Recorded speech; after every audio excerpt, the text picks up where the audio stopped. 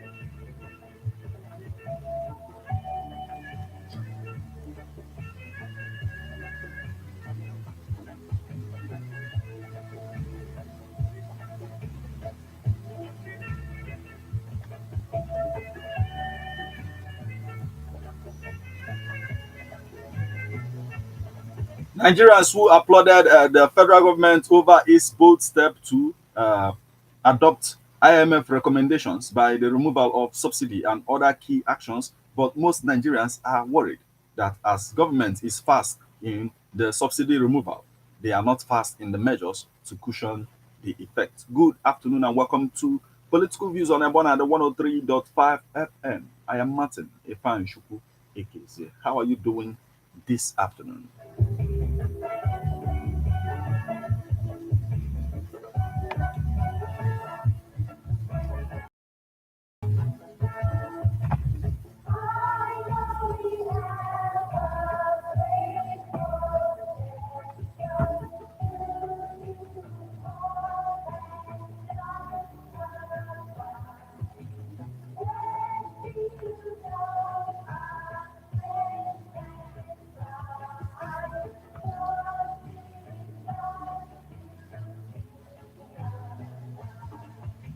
Yes, it is political views. And since there is $3 billion debt owed for importers by the federal government, so the probe of the past activities in the oil sector seems inevitable, to most Nigerians, in the issue of oil racketeering and other illicit activities, that undermines the productivity of our oil sector in Nigeria.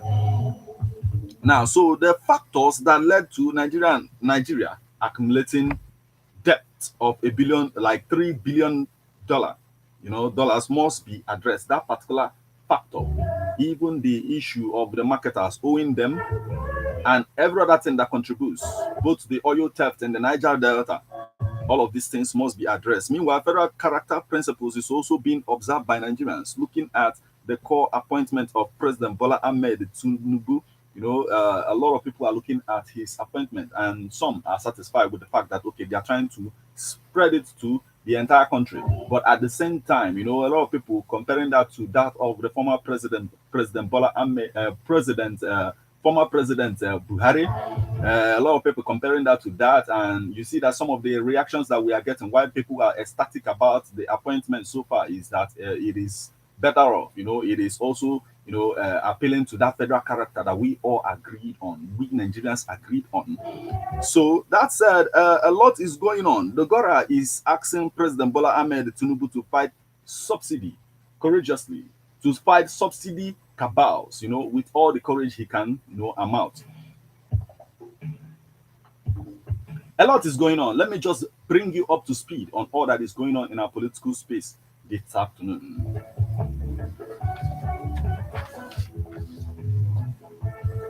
Now, the headlines. Tinubu must be courageous to fight subsidy cabal, says Dogora. Tackling insecurity, bad rules, my priority, says Ash. UK awaits Tinubu's cabinet ready for stronger ties with Nigeria. Human Rights Writers Association calls for removal of INEC chairman. Oyetola truncated my policy, says Arebushola. No going back on local government chairman's probe. Benue governor. Discos shun opposition, insist on July 1st tariff.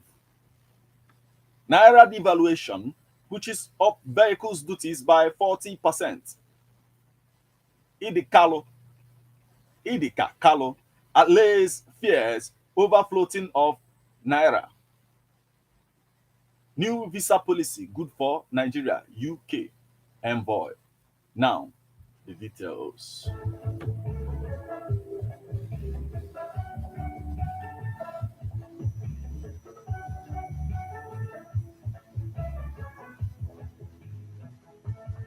Before we venture into the details, remember that you're tuned to Ebeonadi at 103.5 FM, and this is Political Views. Let's go for a short break. When we come back, we'll venture into the details. Please stay with us.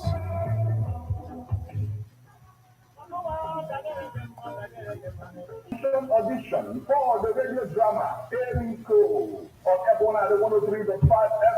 For more information on how to register and audition, visit Ebeonadi 103.5 FM inside the European Residency Hotel to Gigi opposite Dominique Boy, or you call 080-391-67049. Registration ends Friday, 23. Don't miss out.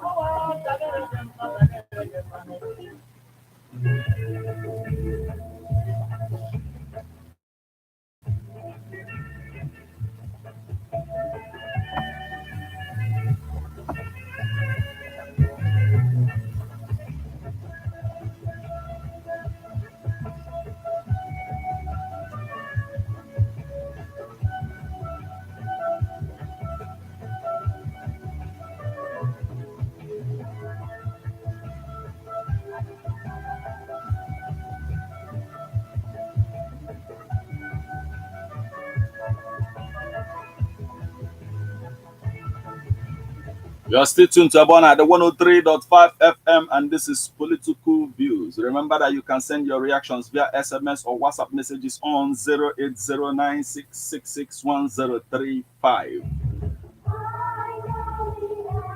I remember Martin Ifeanyichukwu Ekezie, and now we'll venture into the details of the stories making our space, our political space this afternoon. The stories making rounds our political school space this afternoon.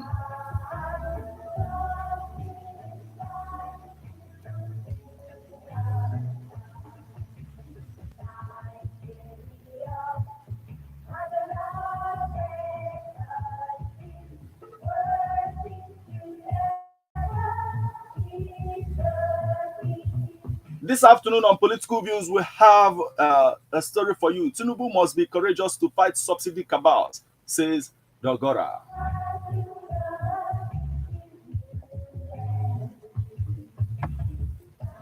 Applauded removal of petrol subsidy by President Bola Tinubu, urging him not to spare any errant Nigerian. He also hailed the appointment of service chiefs by the president, fielding questions from newsmen after attending a Thanksgiving church service to mark the successful completion of the 6-year tenure of Reverend Dr. Inusa Mado Jr. as General Secretary, Evangelical Church Winning All, ECHO, in Kaduna. He said, so far, Tinubu has demonstrated leadership and should be commended. To him, the removal of subsidy by the president is a welcome development and a departure from the past. He said, we stand by him on the subsidy removal, but he must be courageous to pursue the subsidy cabals, recover all they stole from them, and prosecute them accordingly. On the appointment of service chiefs, Dokurua said the president also demonstrated leadership by carrying every region along, collaborating his positions. Senator Sunday Katong, PDP Kaduna South, said the president demonstrated equity. He, however, urged the new service chiefs to address issues of insecurity ravaging the country, particularly the northern region, holistically, and provide palliatives to cushion the effects of subsidy removal.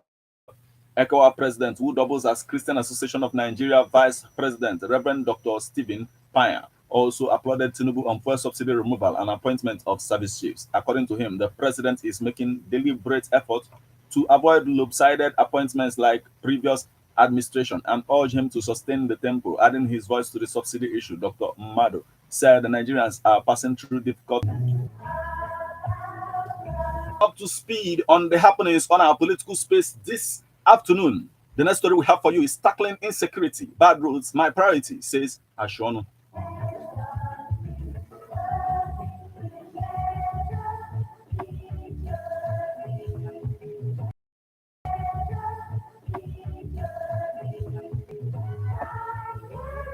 Labour Party's candidate in the November 11 governorship election in Imo State, Atan Achono, has identified insecurity and bad roads as key problems on his priority list. Optimistic of victory, Ashono said the last general election in the state was a clear pointer to what is expected in the governorship poll, maintaining that Labour Party won Imo convincingly. Ashono made this known when he hosted Imo Indigenes in Abuja as part of ongoing consultations ahead of the polls. He said though Governor Hope Uzodinma is the incumbent, he would be defeated, noting that the problem of insecurity must be fixed to restore peace in the state.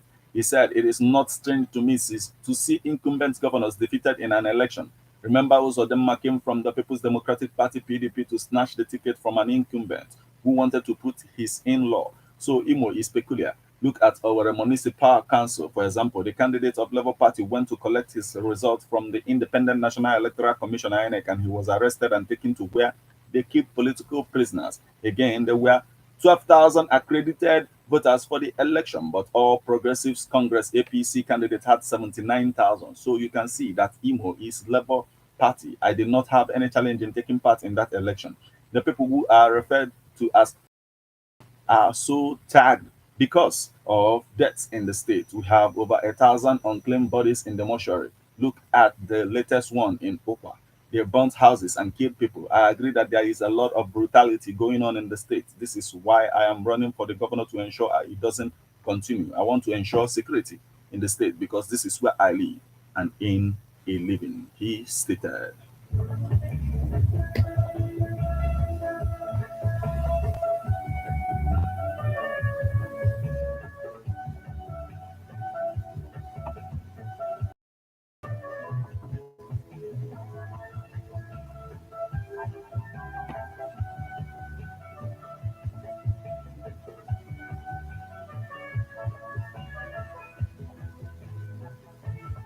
Still on the stories making rounds our political space this afternoon, UK awaits Tinubu's cabinet ready for stronger ties with Nigeria.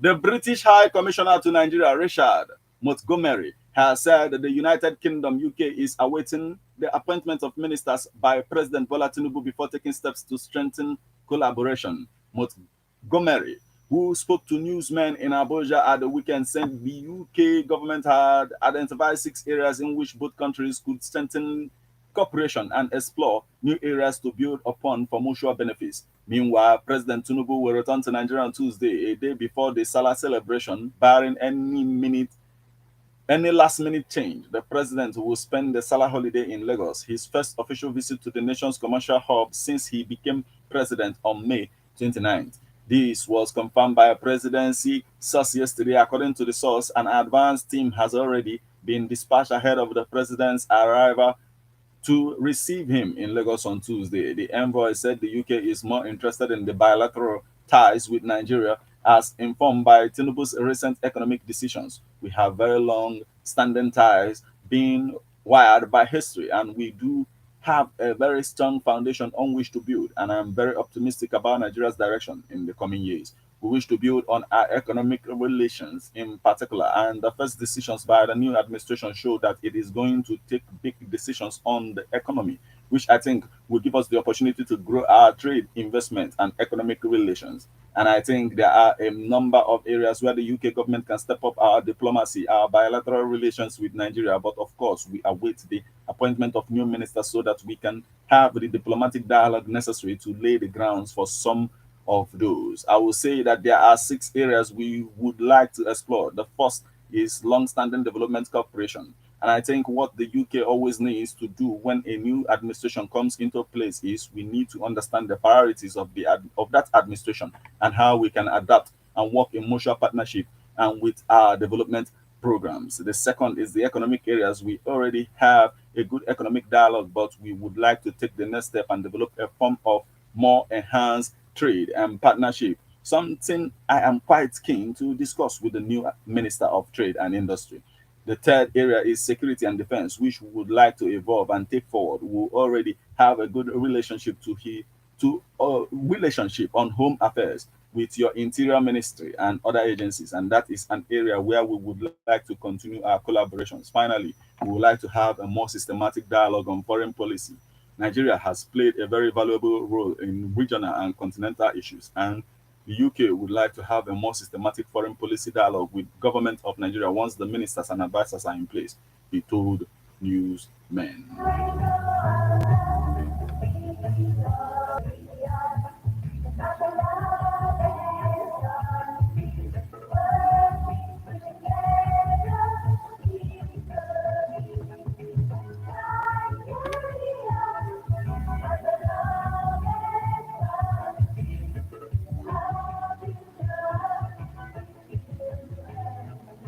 The next story, Human Rights Writers Association calls for removal of INEC chairman.